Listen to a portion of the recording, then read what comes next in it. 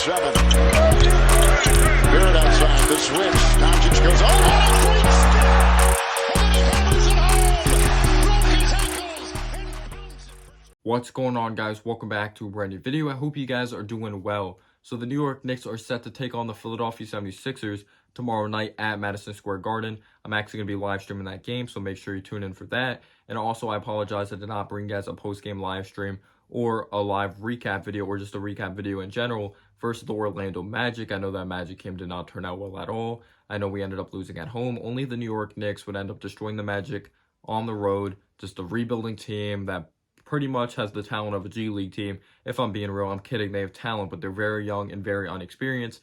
But the New York Knicks did not come to play. The Magic executed 48 minutes of basketball better. Who would have guessed? Terrence Ross killed us down the stretch. Cole Anthony had a good game. Someone who's from New York. Jalen Suggs had some nice moments. Still looked like a rookie out there on the court. Mo Bamba killed it on the boards. Franz Wagner really impressed me with his defense when I was able to catch it when I was actually not working when I got home. I watched some film of the basketball game, but like RJ didn't shoot well. Julius Randle did not shoot well. Like Evan Fournier didn't. We were just breaking from beyond the arc, but we had our opportunity to execute when we were up 10. We were not the better team. You got to give credit to the Orlando Magic. So the New York Knicks are taking on the Philadelphia 76ers tomorrow night at Madison Square Garden, and this team has just owned us for the past 4 years. We haven't beaten them since like 2017 or just something like that, since we had Carmelo Anthony, and I feel like that Carmelo Anthony trade happened like such a long time ago. And his Cantor, Doug McDermott getting that draft pick, which I believe resulted in Mitchell Robinson, unless that was the Derrick Rose deal. But anyway, that felt so long ago because it was so long ago. I'm a senior in high school.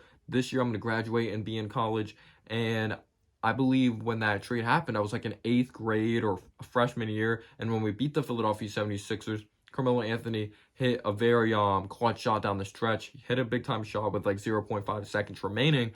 But it's just been such a long time. Like, they always find a way to beat us. If we blow a lead, we catch them on a bad night, we still find a way to lose. Tobias Harris, big game down the stretch. Joel Embiid, Danny Green turning up. Julius Randle, stupid foul. We always do some stupid shit against the Philadelphia 76ers. Derrick Rose, big-time missed layup, his first time with the New York Knicks. Carmelo Anthony, like, I'll never forget, he didn't warm up in that game. Or, like, when I went to shoot around, he wasn't shooting around. Porzingis, airball 3. We always find a way to lose to the Philadelphia 76ers if they're a playoff team or not a playoff team. Because that loss I went to, they still had Jalo Okafor at that time, and I believe he was starting. It was still a trust the process. I believe Joel Embiid still hasn't made his NBA career or NBA debut. And this Philadelphia 76ers team, they may not have Ben Simmons this game. Andre Drummond may be hurt. Shake Milton, like, those guys may not play in this game. Shake Milton and Andre Drummond, ankle injury. But this is still a good Philadelphia 76ers team, even without Ben Simmons. Because I'm not going to lie, I am scared of Tyrese Maxey because Kemba Walker allows dribble penetration way too easy. Tyrese Maxey, this dude is a lightning bolt going to the basket. He does a good job working downhill, getting to that floater, really attacking, initiating contact, and he's proven he could score at the NBA level. And in my opinion, we would have to force him to take shots outside on the perimeter. We really do. That, like, he's not a terrible three-point shooter, but he is streaky, and that definitely is his Achilles heel. So we're going to have to force him to shoot outside on the perimeter, maybe trap him and throw some really bad turnovers because it's only his second year in the league, and make these really difficult reads with the basketball because he's played hard. You could say he's been playing discipline on defense. He's hit some big shots at the end of games, but we got to force him to shoot the three ball because he's just going to be dribble penetrating on Kemba Walker like all night. So that definitely is going to be a big time assignment. And by the way, Taj Gibson is back. Congratulations.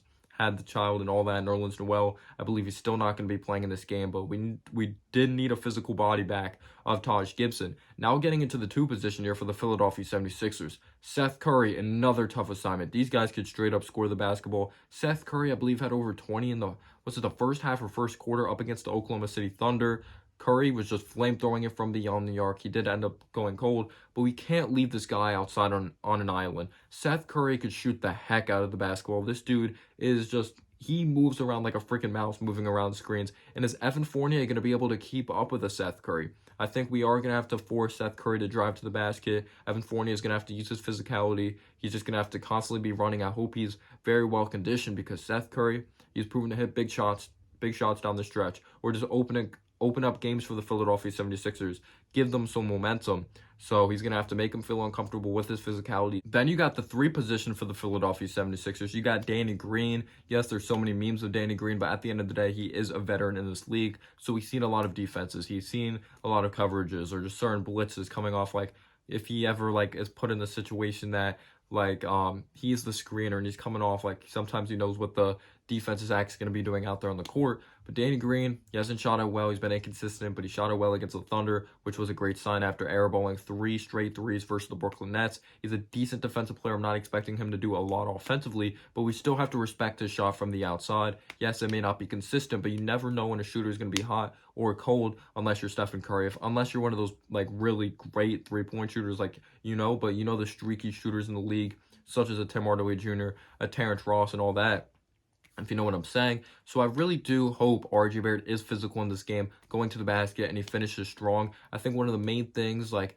Evan Fournier can't do, RJ Barrett, Kemba, is don't settle. Kemba Walker, I would like him to actually shoot it outside on the perimeter. I do think he's going to dribble penetrate well, but I actually do like Tyrese Maxey's physicality on defense. But I would like to see Kemba Walker use his barrage of moves in his arsenal. He's played in the league for a long time. It's probably going to trick Tyrese Maxey and Evan Fournier. I would like to see him attack the basket on a Seth Curry, really abuse him defensively. Don't settle for these threes when you are a bigger and stronger guy than Seth Curry. But at the 3, yeah, RJ definitely needs to look to attack and not settle a lot for 3 unless he is open, but you'd like to see a versatile offensive skill set because Danny Green is a solid defensive player. He's guarded some of the best players in the league, and RJ just can't be very predictable on the offense side of the basketball. And then you get to the 4 position. I think this is going to be a good matchup. Both of these guys are expected to score 30 in this game. Like, they could just drop 30. Like, they're walking buckets, and that's Tobias Harris and Julius Randle. This is definitely going to be a key matchup in this game. How is Tobias Harris going to be on the defense side of the basketball versus Julius Randle?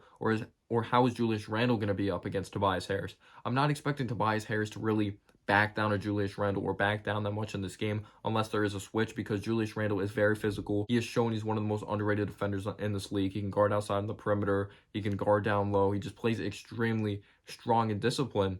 Or hard and disciplined on defense, or at least he's gotten better. But Randle's going to have to make sure he doesn't make any mental errors. He's going to have to make the extra pass. He can't play hero ball. He's going to have to realize he does have better teammates this year that can stretch the floor, such as a Fournier and a Kemba Walker.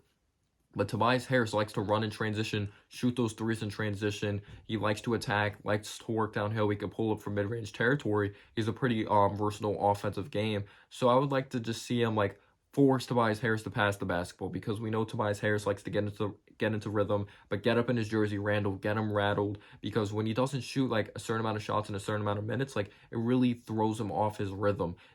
Force him to shoot under 20 shots a game, because when you get him to shoot 20 plus shots, eventually he's going to get cooking, especially down the stretch. It happened versus the New York Knicks.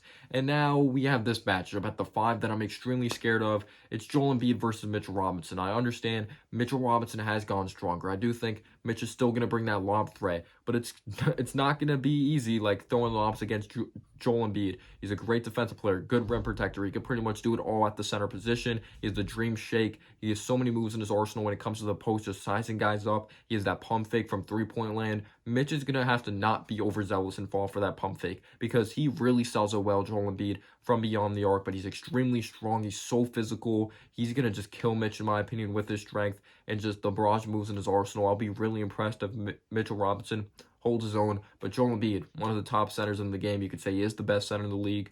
You can make your debate Nikola Jokic or Joel Embiid. This is just going to be an extremely tough assignment, and I would like to see Taj Gibson in there at times and just deal with his physicality. May not have the height of a Joel Embiid, but Taj Gibson is someone who's been in the league for a very long time. Match him with his physicality, make him feel uncomfortable, bring that New York toughness. And you even look at the 76ers bench, I actually like their bench. Korkmaz has gone off to a solid start. He can really shoot the ball from beyond the arc when he is on. Isaiah Joe, he can shoot the ball, but he hasn't been playing a lot of minutes for the Philadelphia 76ers. And someone I'm really scared of is Matisse Thybulle, because Matisse Thybulle could be put on one of your best players and do a very solid job and keep them in check. Matisse Thybulle is extremely strong. He's physical. He's athletic. Plays the passing lanes. He just has the knack of just ripping the ball out of your best player's hands or anyone out there on the court's hands. Yes, he's not a consistent shooter from the outside, but if you leave him open, there is a high chance that he can hit it. But I feel like Derrick Rose is going to have to be huge off the bench. I feel like Alec Burks is going to have to have a good game. Well, you can't just sit down and die. Like if we're up like 10 points at some point in this game, we're gonna have to not give up. We're gonna have to continue to play hard, play smart.